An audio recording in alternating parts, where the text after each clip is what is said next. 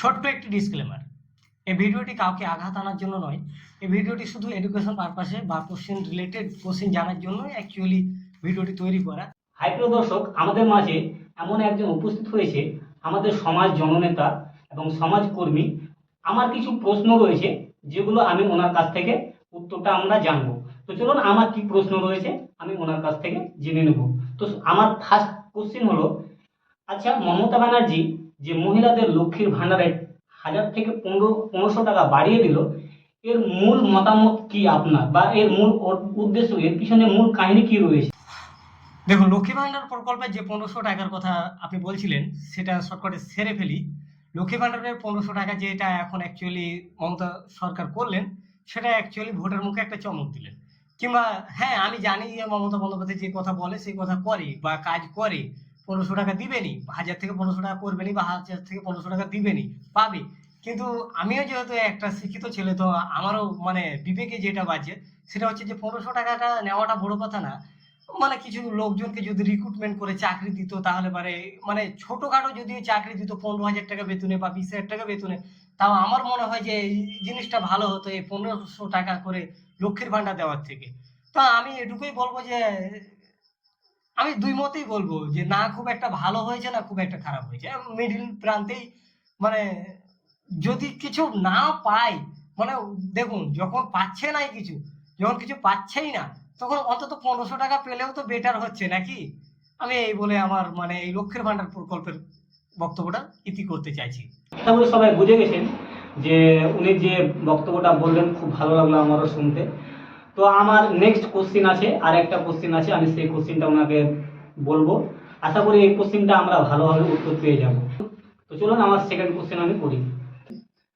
তো মমতা ব্যানার্জি যে বেকার যুবকদের জন্য যে নতুন একটি প্রকল্প শুরু করেছে, সেই প্রকল্পটির নাম হলো যুবসাথী প্রকল্প।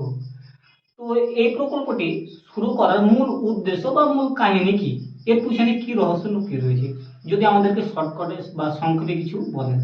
দেখুন, কথাটা হচ্ছে যে আমি আপনাকে যে লক্ষ্মী ভান্ডারের প্রসঙ্গে যে সমস্ত কথাগুলো বললাম বা বললাম, সেই সমস্ত কথাগুলোই ঘুরে ফিরে মানে এই কোশ্চেনের মধ্যে আসবে। অডিয়েন্স হয়তো বিরক্ত বোধ করতেই পারে, কিন্তু এখানে বিরক্ত বোধের কিছুই নেই। কথাটা হচ্ছে যে দেখুন, এখন সামনে ভোট ইলেকশন, 2026 সালের ইলেকশন। তো আমাদের রাজ্যের মধ্যে বিজেপি আসার জন্য অনেক প্রচেষ্টা চালিয়ে যাচ্ছে, যার কারণে মমতা বন্দ্যোপাধ্যায় মনে করছে যে আমরা যদি কিছু অ্যাকচুয়ালি চমক দিয়ে যদি আমাদের মানে লক্ষ্মী ভান্ডার দিয়ে তো আমরা মহিলাদেরকে টেনে নিচ্ছি, এবার তার সাথে সাথে যদি যুবকদেরকে যদি আমরা টেনে নিতে পারি ওই 1500 টাকা করে, বা বেকার যারা যুবক আছে তাদেরকে 1500 টাকা করে দিয়ে যদি আমরা বা একটা ভাতা দিয়ে যদি আমরা যুবকদেরও ভোটটা যদি আমাদের ব্যাংকে করে নিতে পারি, তাহলে হয়তো বিজেপি সরকার আসবে না বা আমাদের সরকারটা টিকে যেতে পারে।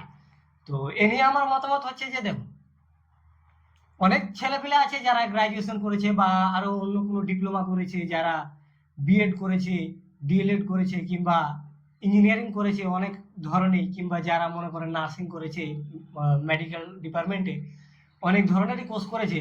তো তাদের ক্ষেত্রে বলছি না, তাদের জন্য তো এই জিনিসটা মানে খুব মোটেই অ্যাকচুয়ালি ভালো না, মানে ভালো একটা উদ্যোগ না। কিন্তু যারা অ্যাকচুয়ালি কিছু করেনি, ন্যূনতম মাধ্যমিক পাস করেছে, মাধ্যমিক পাস করার পরে হয়তো কর্মক্ষেত্রে জড়িয়ে পড়েছে, কিংবা কোনো অ্যাকচুয়ালি অন্য কোনো কাজের ক্ষেত্রে জড়িয়ে পড়েছে, তো তাদের জন্য অ্যাকচুয়ালি আমরা মানে তাদের ক্ষেত্রে এই প্রকল্পটা হয়তো অনেক বেটার একটা উদ্যোগ হতে পারে।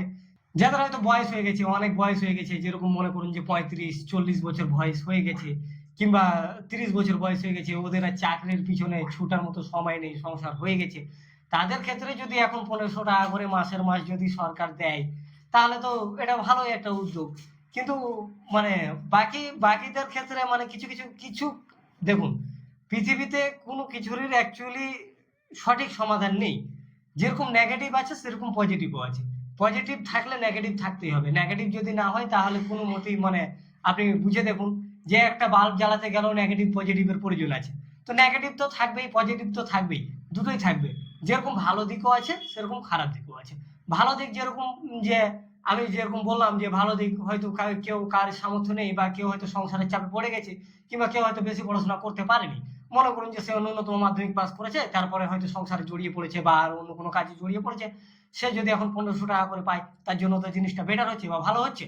কিন্তু যারা অ্যাকচুয়ালি মনে করুন যে পড়াশোনা করছে বা এখনো রানিং আছে, যারা চাকরির জন্য খাটাখাটি করছে, অনেক ধরনের ডিপ্লোমা করেছে বা এখনো করছেন, তাদের ক্ষেত্রে কিন্তু বিষয়টা খুব একটা ভালো হবে না।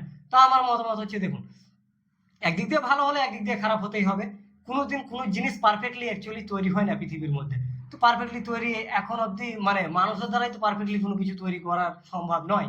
সেটা মেশিন দিয়ে হলেও 100% পারফেক্ট তৈরি হয় না, যেটা আমার অ্যাকচুয়ালি মতামত বা ধারণা। আমি আমার বক্তব্যটা এখান থেকেই ইতি করছি। আমি আমার মতামত শেয়ার করেছি। আপনারা চাইলে আপনাদের ভালো লাগতেও পারে বা খারাপ লাগতেও পারে। সেটা আপনাদের ব্যক্তিগত ব্যাপার। আর আপনাদের যদি কোনো কোয়েশ্চেন জানার থাকে বা কোনো কোয়েশ্চেন জিজ্ঞাসা করার থাকে, তো আপনারা আমাদের ভিডিওর নিচে কমেন্ট করতে পারেন। কমেন্ট করে আমাদের মানে জানাতে পারেন। আমরা চেষ্টা করব আপনাদের কোয়েশ্চেনের প্রপার অ্যান্সার দেওয়ার। তো ভালো থাকবেন সবাই। Thank you.